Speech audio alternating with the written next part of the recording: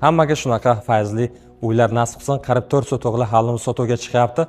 Adres Busigina Orientir Manresa restorani bo'lyapti.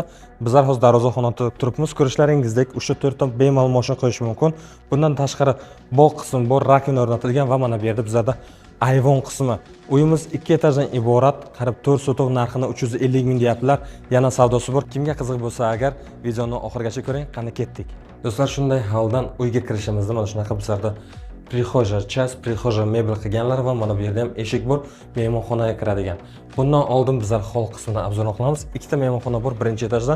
Mana bu yerda ham katta mehmonxona qilingan, stol, mehka zona, konditsioner, pardalar qilingan, lustra, gilamlar qilingan va bu tomonda bizlarda televizor joylashgan. Bundan tashqari mana bu yerda mana shunaqa polish qilib, dekorativni qilib qo'yganlar.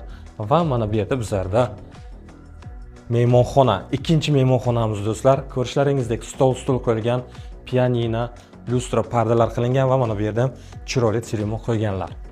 Ana endi mana bu yerda esa bizlarda oshxona joylashgan. Oshxonamiz ham juda ham chiroyli, astravo, kuxonniy garnitura kerakli jihozlar o'rnatilgan do'stlar. Bundan tashqari mana bu yerda orqa qismida bizlarda hovli ham bor. Barbekü zona qilingan, stullar terib qo'yganlar. Ko'rayotgan hamma texnika va mebellar qoladi.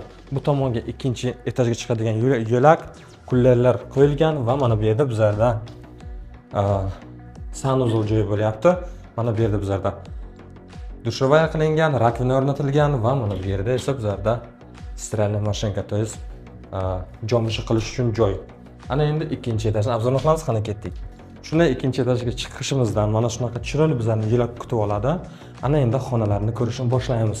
Ikkinchi etajdagina. Bu yerda bizlarda bolalar yotoqxonasi, ikkita kravat qo'yilgan, televizor, konditsionerlar o'rnatilgan, sanuzul birinchi bolalar yotoqxonasida va mana bu yerda garderob. Kadastr hujjatlari tayyor. Bu yer kattalar yotoqxonasi. Kattalar yotoqxonasida ham kravat, televizor, shifoner, konditsioner o'rnatilgan va bundan tashqari mana shunaqa katta balkon qismi ham bor.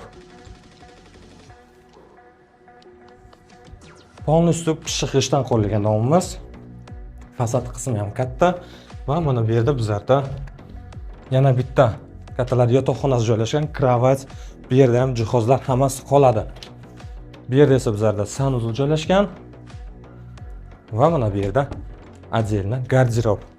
Do'stlar, kvartiramiz juda ham chiroyli remont qilingan, o'zlari uchun qilganlar imoratni hozir sotyaptilar. Bu yer esa bizlarda bolalar yotoqxonasi.